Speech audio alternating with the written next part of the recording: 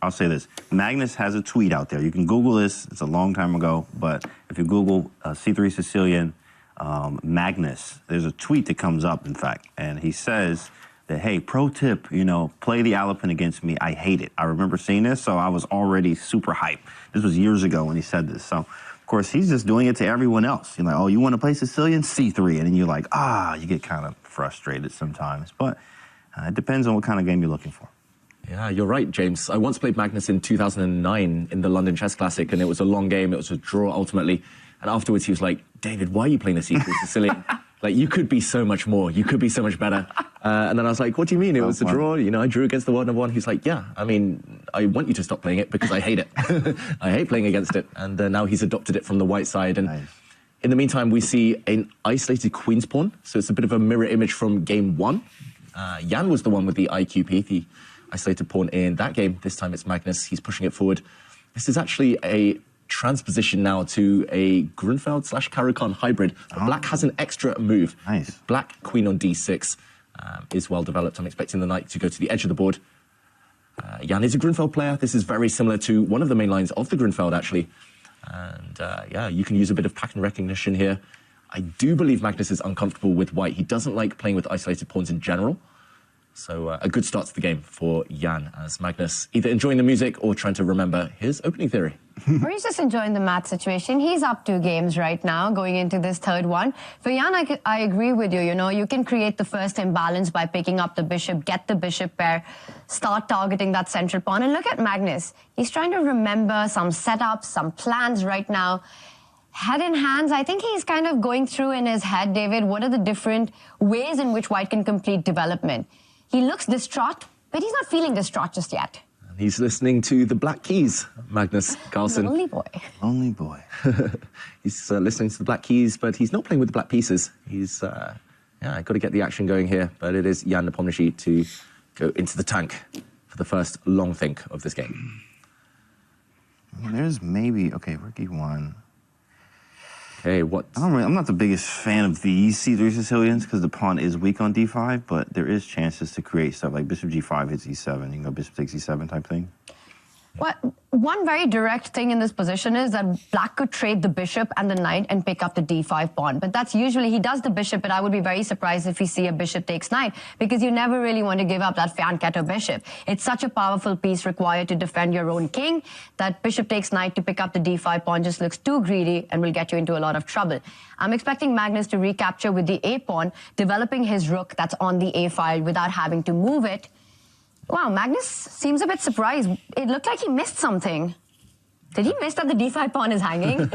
Potentially, although in those kind of associated openings that often reach this type of position by, by transposing, this is a typical idea. Often you do give up a pawn and you just play as if nothing happened. I'm really surprised Magnus is thinking, as you say, Tanya.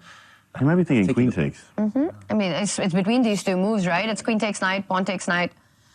And both have got their own sort of advantages here. James, intuitively, which one? How do you want to recapture him? I might take it with the queen to encourage him to actually, to encourage the pawn to, I really want you to do bishop c3. Believe it or not, I'm actually going b c3. If queen d5, I go rook e7. And then if knight d5, I have bishop h6 first, maybe followed by a c4. I get some quick initiative very fast, you know, maybe c4, queen to b2, rook a d1.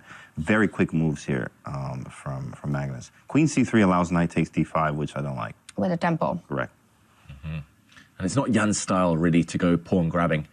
He wants to play with the initiative. He wants to play quick, easy, active moves without allowing the opponent to come at him and attack. So, yeah, grabbing this knight does allow black to take the pawn on the next move, as just mentioned there. But a bit on the greedy side, and the risk-reward ratio probably isn't high enough there, so he brings his other bishop out instead. I think a very logical move, and showing the consequences, the downside of white's last move, the white queen no longer defending her knight on the f3 square. Here we go. What do you think the move's going to be? Download Take, Take, Take. Experience chess fandom like never before. You know it, guys. Go download Take, Take, Take. It's right under me. Use exclamation point Take, Take, Take in chat, or go.chess.com/takex3. What's the next move here? Yeah, let's guess the move. Let's all do it. What's the move? Let's all try and guess. Okay. All right. I'll go third. This is the toughest move you could have picked for this. You're losing that one. Oh, okay. Oh. Yeah, because bishop takes knight, I mean, the kingside knight is actually a big threat on the board, so you have to fight it. I would be tempted to move this knight away, but I'm struggling to find a square. Knight G5. Did he play it? Oh, he brings the bishop to that square. He's got a threat. E7 is hanging. That's a nice threat. Yep, a big, big threat now. So black has no time to take the white knight. White would flick in. Bishop takes pawn, attacking the black queen, attacking the black rook, and ultimately win material. So I'm expecting the normal reaction, at least, is to simply defend this pawn with your rook.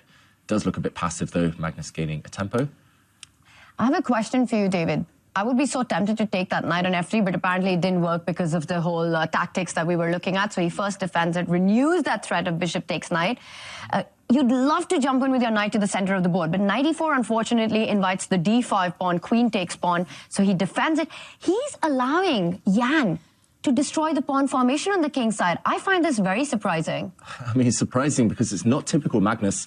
Normally, no matter what he does, he's a very universal player, of course, but he likes to have a very kind of stable structure, a nice skeleton to his position, long-term now and short-term. बेटा, are you sure? वहाँ शहर वाली facilities नहीं मिलेगी. पता है.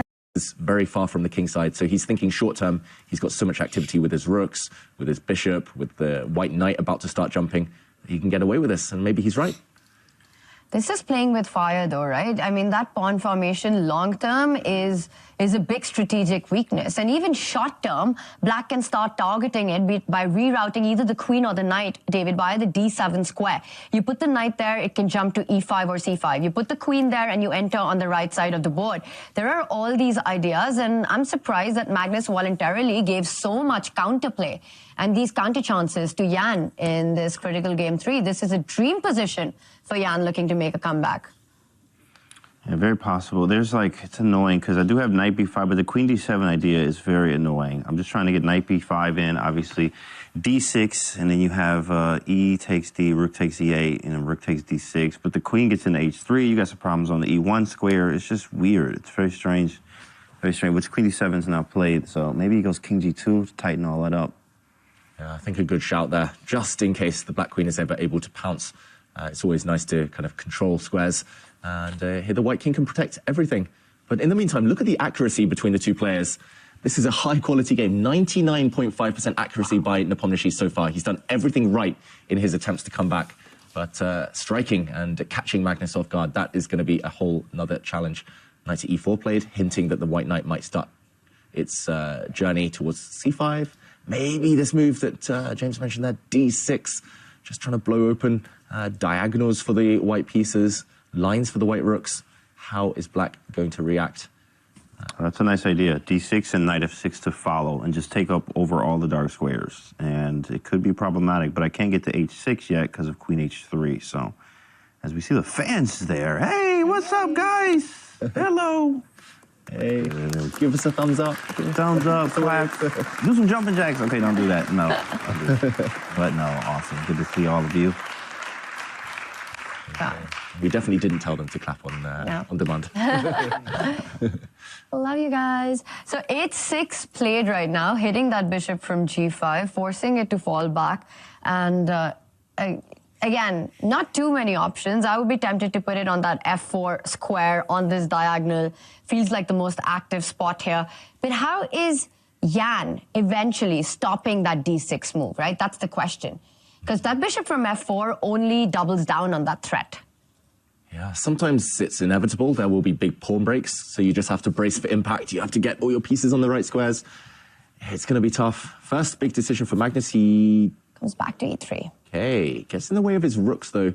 But maybe bishop d4, David. That's the point as well. Hinting that he might even take the black knight on a good day. Start pawn grabbing. But yeah, I think you're right. Black's MVP is the black bishop. It's the heart and soul of the position. Jan loves his fianchetto bishops as black, by the way. So a very good idea to trade that one off. No easy moves for Jan. That is another issue. We see him using up much more time than he has in previous rounds. Normally, Jan is up at like 7-8 minutes at this point. His opponent's down at 2 or 3 minutes. But he's behind on the clock. Maybe the match situation playing a part there. And it's a very complicated game, right? I mean, visually, it looks like black should be doing well here because white has got these very unhealthy pawns. Black has got no targets. You know, there are no pawns to be attacked. Looks like a great structure. And Jan jumps in, a big move with the queen to the right side of the board, eyeing that f3 pawn. And now a decision by Magnus. Will he give up the bishop for the knight, or will he try to trade off that MVP, the most valued piece in black's position, with a move like bishop d4? Let's not forget the queen laterally then defends the f3 pawn once the bishop is out of the way. I vote for your move, Tanya. Which is my move. You convinced me. Trade off those bishops. And the black queen is a bit of a lone ranger right now. She's not really doing too much on her own. So as long as you protect all the pawns around... Wow, he actually goes the other way, Magnus. He's just lost a move on purpose. His bishop could have landed here last turn. So strange. Very odd. But the bishop is quite well placed there. It does kind of hint that it might drop back and totally block off the black queen. But yeah, slightly odd. Inconsistent from Magnus. Dude, put yourself in Jan's shoes right now, right? As our in-house grandmaster, our resident grandmaster. You're down 2 points. You've got this position. What's going on in your mind right now? I mean, I haven't been able to compete with these two since 2002. But, I mean, if I were Jan, I would just be trying to keep as much tension as possible. It is a difficult position, though, to kind of even know where to start calculating. The black rook in the corner, still at home on its starting square, needs to get into the game, but it feels a bit slow. It feels like white is now ready to break open the position with that d6 move that we were talking about. I would just be trying to find a way to deal with that, survive the next few moves. Long term, black is doing great. Black's got a better pawn structure, so short term, it's about survival. He brings his knight into the game. Is he going to go d6 now? Is the big move coming in? And Jan down to 3 minutes. He'll have some big questions to answer with little time on the clock. D6 might be answered with, crazy enough, E5. And then, you know, E5 could be a thing. And then, but I want to get F5 and G5 in. Obviously, I can't because the queen on B3, but D6 is possible. I wonder where he's going with his knight, though. Knight D7, where are we going? Maybe knight F6, I guess. Or maybe even E5, right? Yeah. Targeting that F3 pawn. I mean, give black one move, and you're looking at some knight jumps which are uncomfortable for the white king. All right. Yeah, some pawn twiddling going on. Piece twiddling from Magnus. Jan playing with a pawn there. D6 eventually does land as expected. Long awaited this pawn break. The white rooks are licking their lips now at the prospect of open lines, so it might be time to block things up. I like your move, James. Just lock the files. Yes, that's a scary pawn to allow to live, but opening things up would be disastrous for black with the queen so far offside. Yeah, Big E6 moment. is going to be bad. E6 allows queen B7 with tempo, and that pawn on D6 is a monster. So maybe you do go E5, and then just to gain the tempo, we gain some time there. The bishop moves away, and then where'd he go? Knight E5 instead. Oh, my gosh. Whoa, was not expecting that one. He blocks that attack on the F3 pawn, moves the bishop back, and still a decision to be made on that pawn, that big pawn on D6. Yeah, the blue arrow makes an appearance. That is the computer's suggestion. The top move by a large margin. I'm not sure whether anything else loses. So I think you can stay alive in various ways, but by far the best move, rook to D8. Well, pawn takes pawn you can disregard, right? Because that knight jumps to D6, attacks that rook on E8. The rook opens up with contact to the E5 knight. And there are so many threats on the F7 pawn, the rook and the knight, and Jan finds the best move to stay alive in this game. Yeah, I think Magnus might have underestimated this one, you know. It's not the most obvious move. I was actually going to say it's a difficult one to find, but Jan is a very dynamic player. He gets the dancing going again, head bobbing. He's vibing. He's a vibing Jan. Usually when he does that, it means he's enjoying his position. But he's got 2 minutes on the clock, and you know, the complications, they're all still here. There's a lot to navigate right now for black. Should we try and figure out what happens if pawn takes pawn? Okay, he actually attacks the black knight, Magnus, very quickly, and wow. Going back now, this is the computer, the blue arrow, top move by a margin. Easy. That's not easy. Queen B7, like.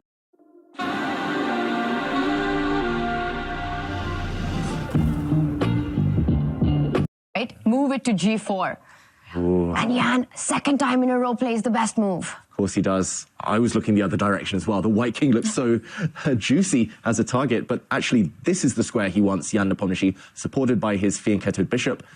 The black knight's going to do some serious damage there, and I think queen takes pawn is likely to happen. Magnus loves grabbing pawns, but then the black knight does jump with big threats. And, momentum could turn. Are we going to see a classic Magnus Carlsen exchange sacrifice on d4 when that knight jumps in? Rook takes knight, give up your rook, and then grab that e7 pawn. I think it's going to happen, Tanya. Magnus is definitely terrified, and rightly so, of this knight check. But look at the bar slide. This is the best position Jan has had all match so far. And James, I'm surprised at that computer evaluation that we're seeing, because taking that knight on d4, getting rid of it, getting a pawn on e7 looks so incredibly dangerous. But I think Jan's defensive resource of rook d7 at the end of the line to get rid of that pawn immediately is where it's at. Yeah, rook d7, supported by the black queen from afar. Black will likely defend this. Maybe we just quickly jump in and show there are some tricks, some traps in the air. Magnus, whoa, he moves his king. We were expecting a sacrifice here. Now black can maybe just take this pawn on d6. But just to backtrack, the reason Magnus was so terrified is actually pawn takes pawn I was trying to work out. But now black simply gives a check. And I always thought this was terrifying. Knight takes e1 would have actually threatened checkmate. Black would have had winning attack. But king to h1, Jan did indeed just capture this pawn. This is the current game position. And he's just a pawn ahead. Where are the tricks? What is... Oh, he's not even a pawn up, actually. White did grab on b7, but the black knight is coming in. It feels like it's all about black's attack and the weak white king. And look at that bishop that Magnus has on g3. That's not even a bishop. It's just blocked and clamped by its own pawns. Meanwhile, bishop on g7, beautiful. Yes, like you're saying, a big pawn. Knight jumping into f3, the e file open. That d pawn will move one step ahead to destabilize that knight on e4. Is Jan about to make a comeback? Ooh, it does look possible. Very possible. It's a very fantastic position for him, but it is at times getting lower, as we've seen. I mean, we've even seen it from both sides here. Even Jan saving a position against Ali Reza yesterday, but then also Magnus saving against Wesley early in the round-robin stage. It's very possible. Definitely, Jan has a good position here, but he has to converge, which is very hard to do, especially with lower time. And James, the head bob was back. I don't know if you saw that. Knight f5, and he was vibing. Whoa, knight to c5, though. Magnus trying to use some pins, some tricks and tactics to stay alive. The black rooks were about to double up on the e-file. Now one set of rooks has disappeared, been traded. There is a pin, of course, the black rook. Not protected, so you cannot take this knight, but if he can ever get this rook into play, if you can pick that rook and put it anywhere in White's half, anywhere in White's camp, it's just over. The black queen knight, they're fantastic. They just need a little bit more. Oh, nice tactic there. Rook e4, big fella. He's swinging. He's swinging. There's an f1 mate there. Everywhere. Wow, that was an incredible move. Yeah, the white knight cannot jump out the way with a check, because if the white rook ever moves away, it takes the black rook, as you mentioned there, Kansi. Checkmate. You've got to watch your back door here. Wait, can I still go knight f6 and take with the queen, though? Knight f6, bishop g7. Oh, there's knight g7. Oh, that's the problem. Because I was going to go queen e8 if bishop g7. Oh, nice. But there's knight g7. You show this. Nasty. Beautiful. Knight check doesn't work. Now, rook takes rook allows checkmate. Meanwhile, after a capture, queen takes. Knight to g7, protecting the rook. And now this tension, again, leads to these checkmating ideas. Black would be a piece up. I think Magnus might have missed this trick. It does look like it was about to work for White. But now this pin is so annoying. That was nice. I ain't gonna lie. Incredible move from Jan. Oh, and he's vibing. Down to 1 minute each. Yeah, this is getting very tricky for Magnus. He sidesteps the idea of queen f1, and immediately Jan responds by getting his rook to a defensive square on e6. No more tricks with the knight jumping. No more discover checks. And you can see it on Magnus. He's not happy. He's not happy at all. He reluctantly moves his rook out of the pin. The black queen drops back. Rook takes knight, a big threat. Deflecting the white queen. Watch out. Apparently not the best move, but a very testing move. It's the type of move that could tip the opponent over the edge if they're not careful. No time for Magnus. He moves his rook. Defends it. And the black queen can't jump to that f3 square because you've got these jumps with the knight capturing that queen that would look so dangerous on f3. That would be a big blunder. Yeah, Jan's last move, the only downside is he was playing for tricks. Okay, now he pins the white bishop. Knight h4 ideas. Ooh, poison pawn, don't take that one. If the black queen captures that f-pawn now, then there are tricks. The white knight jumps out the way. The white queen was indirectly defending it. Oh, Magnus is defending, but oh, g5 blue arrow? That's great. That's not... Never gonna happen. Bro. G5 is sick, though, because the rook coming over, too, but wow, what a move. Yeah, that makes no sense. You know, you lose the defense of the knight. Pawn takes pawn, felt like a free pawn there. He first comes back with the knight. G5 ideas revolve around opening up the G file for the black rook, but now you can't play it. The queen is lined up against the black king. Nice move by Magnus. Yeah. Jan keeping on the pressure. He comes back, attacking the f4 pawn. Every move coming in with a threat. Bishop G or E3 probably, defending. Ooh, Magnus takes a pawn though. Pawn's disappearing.